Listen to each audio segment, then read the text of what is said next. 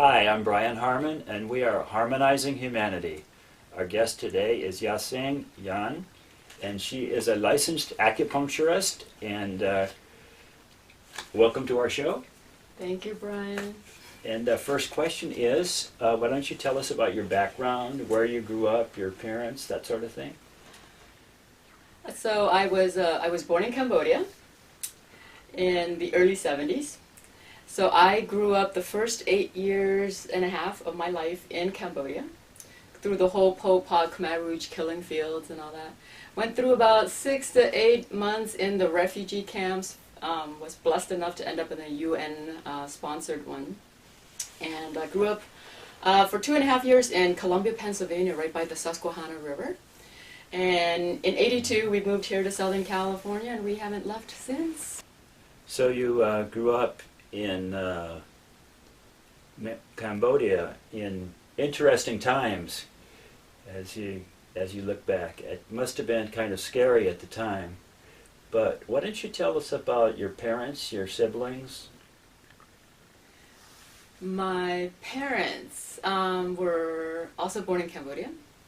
They were here in Anaheim. My mother's about 81. I can't really keep track. My father's 87. They're in fairly good health, I guess. They're, got issues with the triple threat, the hypertension, the cholesterol, and blood sugar. But overall, I think they have a super charmed life because they live with 2 of my older sisters who take care of all their needs. I mean, how much more charmed could one's life be? I have 2 daughters, and they better be that reliable. My sisters, I have 7 sisters. I am number 6 of 8 living daughters. There were 9 of us, all girls in a row, no boys. They're more or less all in Southern California. There's one up in the Oakland area. I can't bet my life on that because, for every 8 sheep, 1 might go astray, and I think she's one of those. And so the rest of us are right here in the Orange County area. And they range from age 44, my youngest, to me, who's about 48, all the way to 60. My older sister's 60 now. Yes. And they're all very productive. I mean, being political refugees then and looking at them now, I mean, it's amazing how much they have accomplished in one short lifetime. It's something that I'm extremely proud of. My nieces and nephews, I have several of those. In fact, my father has about 13 grandchildren and great-grandchildren. And they're successful. They're just very well adjusted and just very productive and contributing members of society. And I'm very proud of that. So you're a licensed acupuncturist. Where does one go about learning acupuncture in this country? Or I assume you learned it here? I learned it here in Southern California. In fact, in California, there are about 14 acupuncture colleges and universities in California alone. In the whole United States, there's about 28 institutions for higher learning that focuses on acupuncture and oriental medicine. So as you can see, about half of them alone are here in California. And I studied in South Balo in Anaheim and then switched over to a whole new greener pasture, Southern California University of Health Sciences in Whittier. So I've been to both different universities and got a taste of the different faculties and the different ambient, just the environment was different. One was pure acupuncture with 3 tracks: Chinese tract, English tract, and also Korean tract. And I went from that to one that was all in English, and not only that, it's a college for chiropractics. So they offered the dual program. And because of the chiropractics, we were able to get a lot more into the Western, the emergency medicine, and how to palpate and feel out muscles and bones. So it gave me a very different perspective from the Oriental medicine more to the Western. So it was a good marriage, very good marriage. That's great. I can see you're really excited about your field, that you really like what you're doing. And I think that's great that you combine the 2 types of medicine, because we're learning that Western medicine doesn't have all the answers. They're kind of, everyone has their little specialty, and they don't realize that the human body isn't divided into little separate parts. They realize it, but they're not trained that way. whereas the holistic approach misses a little bit too that Western medicine has going for it. So I was going to have you tell us about what you like about acupuncture. Can you add anything to what you've said? You enjoy being an acupuncturist, and what else do you like about it? People, I think, often think of acupuncture as just needles, and I do get amazing relaxation effects, fertility. I promote fertility with acupuncture, a lot of pain relief with acupuncture. Post-traumatic stress disorders is very simply done with just 5 points on the ears. But what I do in addition to that is most patients in modern culture are just driven. They're just burning the candles at both ends. They're stressed out, muscle tension here, muscle tension down there, and maybe headache or just indigestion. And so when a patient comes to me, it's a purely attentive pampering hour. So they first get the oil on them. I feel out their whole entire neck all the way down to the lumbosacral area to see where the tension is, release that a bit. And then there's the cupping that goes on. And these are all silicone cups, which is outside of the Oriental medicine teachings. So once that applied, it brings a lot of oxygen and blood to the area. And there's a lot of relaxation and stress relief right there, muscle tension relief. And at the same time, their parasympathetic nervous system gets engaged because they're so less stressed out. And that's what heals them. I'm not doing anything to heal them. And after that is when the needles actually go in as the crowning, magnifying effect, which is whatever their issue may be, infertility, indigestion, trauma, hormone issues, pain. So that's when the needles go in, and they usually walk out feeling like $1 million. So everybody wins. I win, they win, their family, spouses win. So it's just a wonderful feeling to get that effect and to know that their time and their money was well spent. Well, are there any double-blind studies done by medical professionals of the traditional kind that demonstrate the effectiveness of acupuncture? There have been a number of, in China there's plenty, in Japan as well, in other countries there have been a lot of studies. In the US, we're always so bent on, does it work, and how does it work? Well, how does one energetically measure how one needle affects the body? It's hard to quantify. Mm-hmm. There's been a lot of so-called sham acupuncture where they try to get two different people get treated with acupuncture. One is with the real points, they call them the real acupuncture points, and the other one not the real acupuncture points, and they found out that they were almost equivalent in results. And how does one explain that? So the Western medicine looks at that and says, oh, well, Matt, it's placebo effect. It doesn't really work because, with or without the right points, it still works.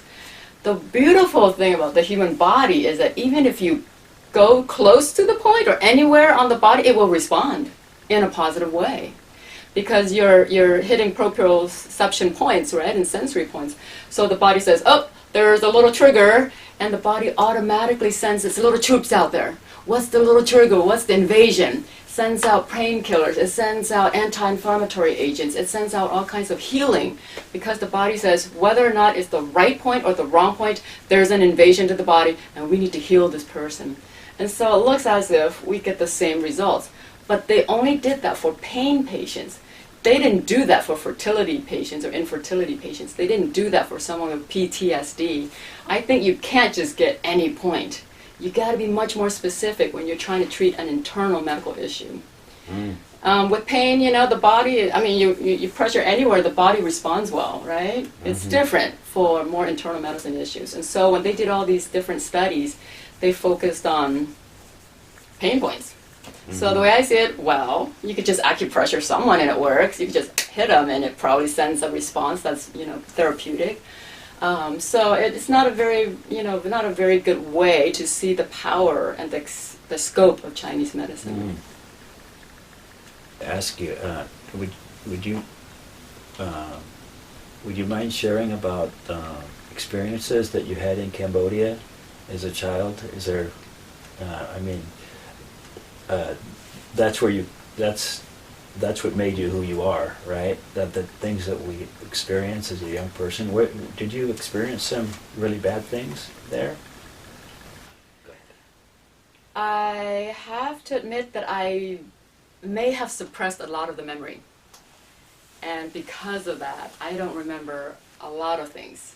Or it could have been because I slammed my head into a boulder in Bocas del Toro in Panama about 10 years ago. So I'm not sure what did what, but there's a very little memory of my experience in Cambodia. I do know that I grew up, I was born and grew up in Battambang, that's how we say it in Khmer, Battambang. And it was mainly a Chinese community inside a Cambodian community.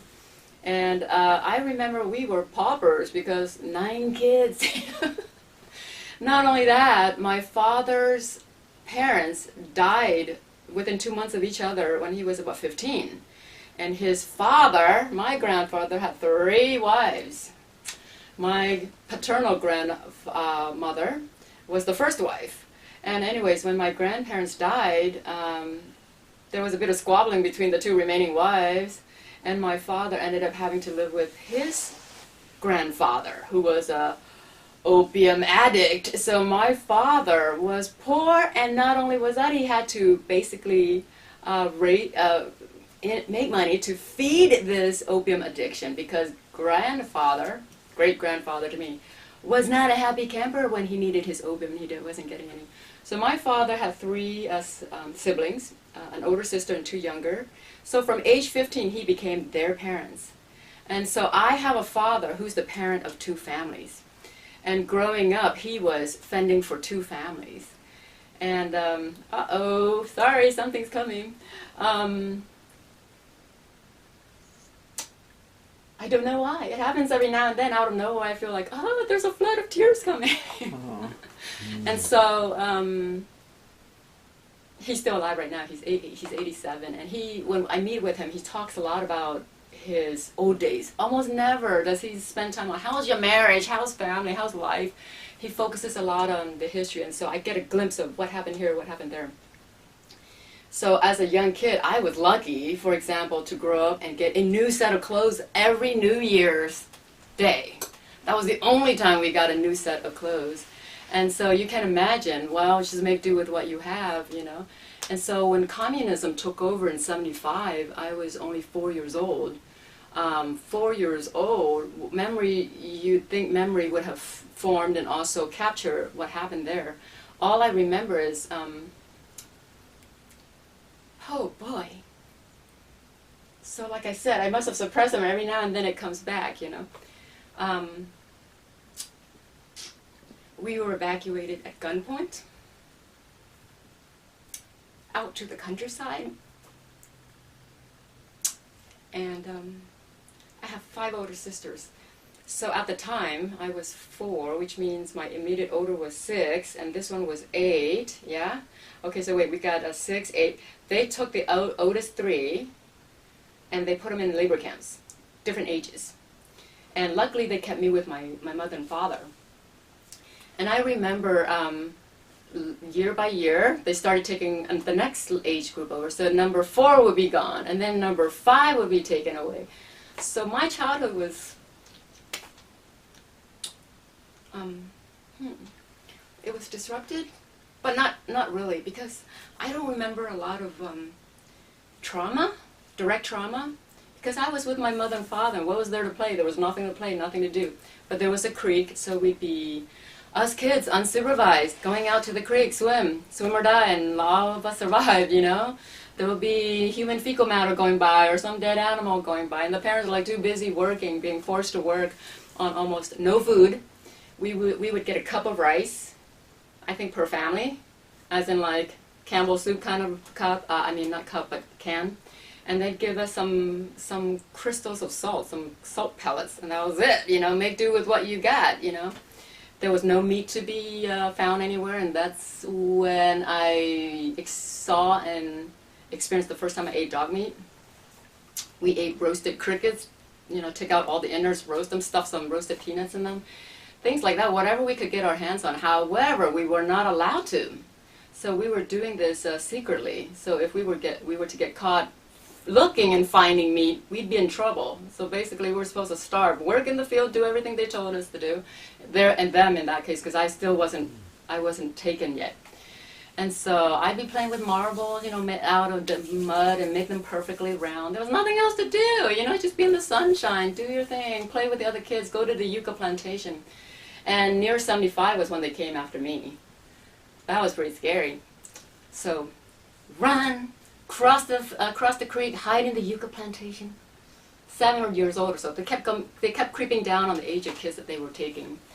And so I don't remember much of anything else except flooding, and there'd be my mom across the way. She had to go with a few other women, and she had this huge tray, a basket, and she was carrying something on the basket.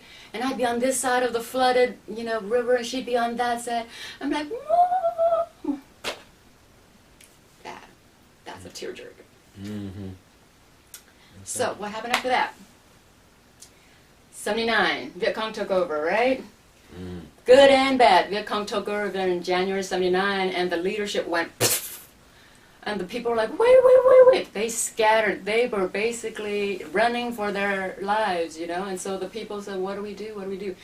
My father was able to somehow, I don't know how, I didn't ask him details, he was able to get all the daughters back together.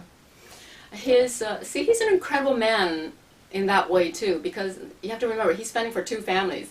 So he's got brothers and sisters scattered somewhere in the country, and he's got his 8 chickadees that he's trying to fend for. And so he was able to somehow get a bearing of where everybody was.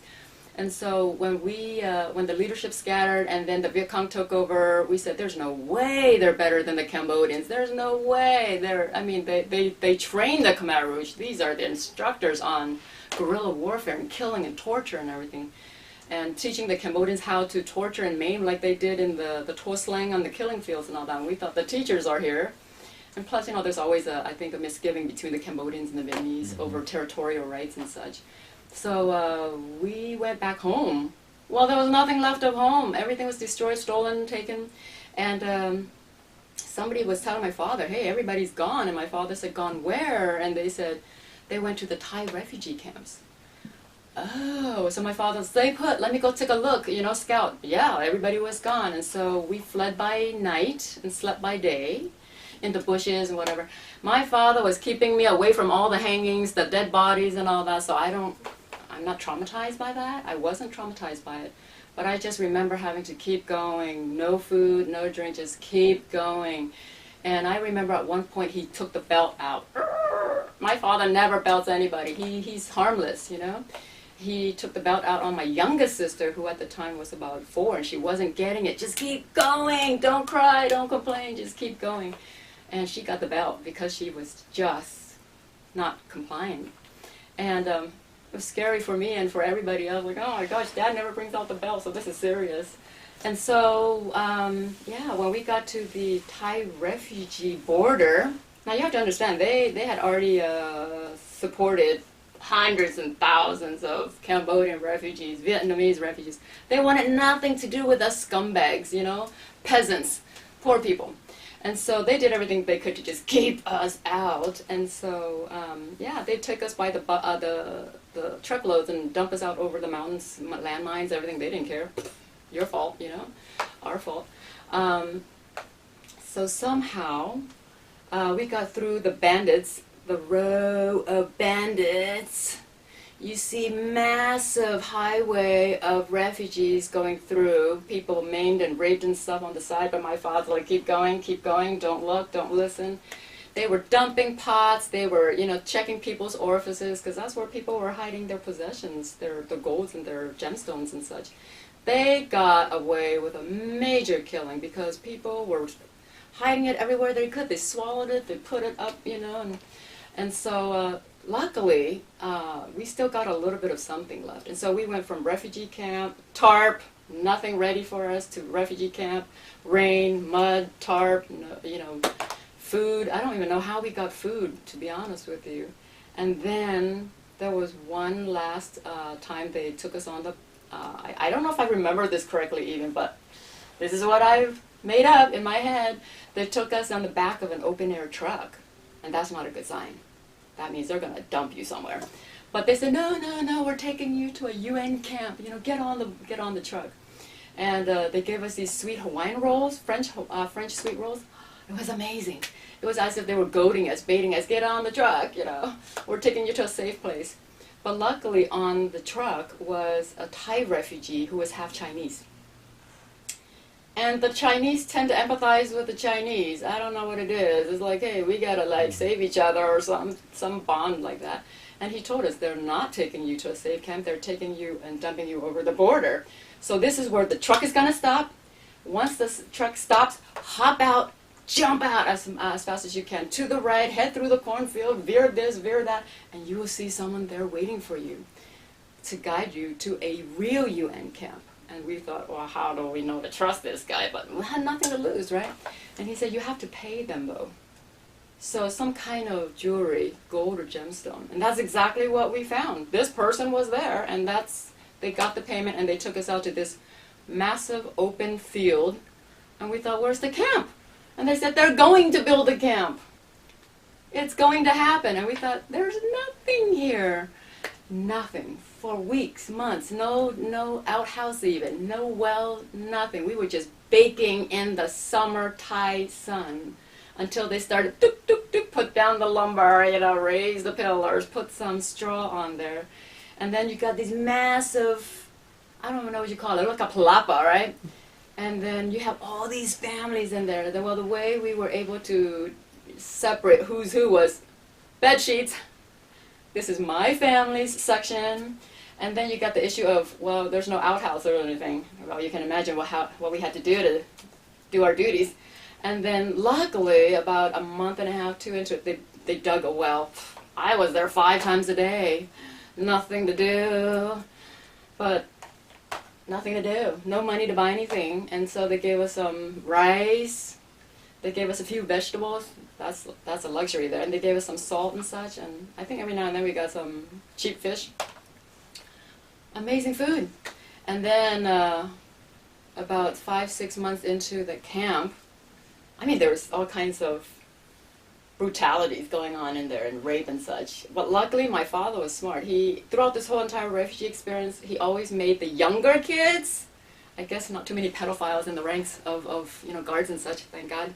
And him and my mom would be on the outside, and he would have the older daughters be in the middle of just about everywhere we went, basically protect the teens, you know. And so we know things were happening in camp, and the French reporters would come and they would talk to us, and that was the first time in my life I saw a white person. And in Chinese, we don't call them white person, we call them guailo, which means ghost person. And we kids didn't know that that was not a good transliteration, that wasn't a correct way to describe a white man.